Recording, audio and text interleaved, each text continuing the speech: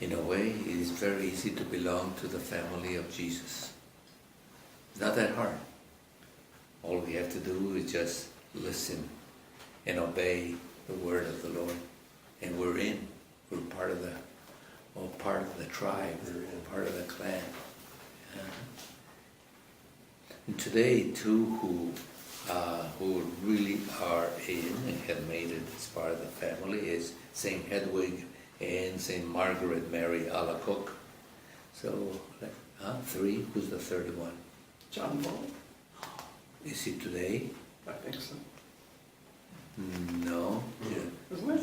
John the 23rd was October 11th. So John Paul is 22nd. has to do with the Mercy Sunday. Okay. 2.5. 2.5. All right. Good women they were. Yeah. Okay. First, let's find out about Saint Hedwig. I usually think of Saint Hedwig, and I still remember saying it in Polish, Beata Świga, and it was a big Polish parish, but it's not. Saint Hedwig is born in Bavaria, so think of the BMW. That's where, or John or Pope Benedict XVI from Bavaria. So that's where it says Duchess in Silesia and mother of 7 children, peacemaker, dedicated to the poor and prisoners. As a widow, retired to a Cistercian convent, and this is why we put its place here as religious. So Saint Hedwig.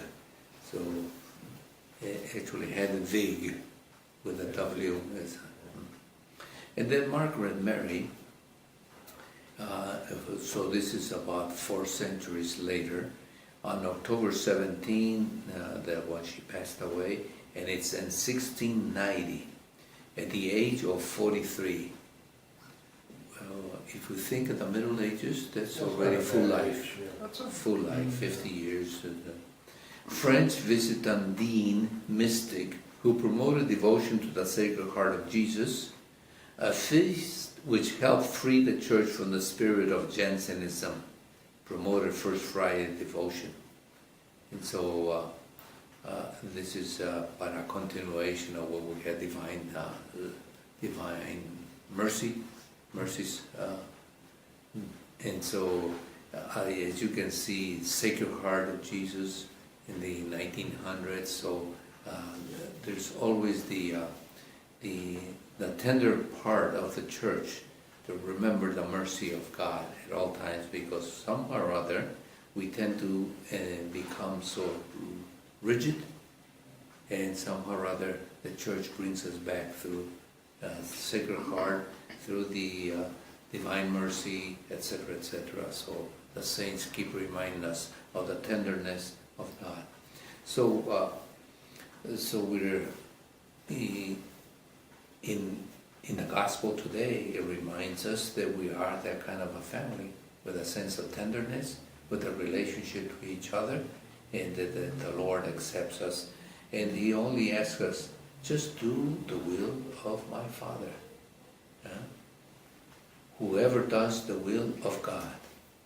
And so, in a way, He made it easy, and yet not so easy, because the will of God is that which gives us not only the supreme joy, but then also openness to lay down our life for Him. So let us then continue and ask the Lord to bless all of us, bless all our endeavors, and everything else that we have towards the weekend.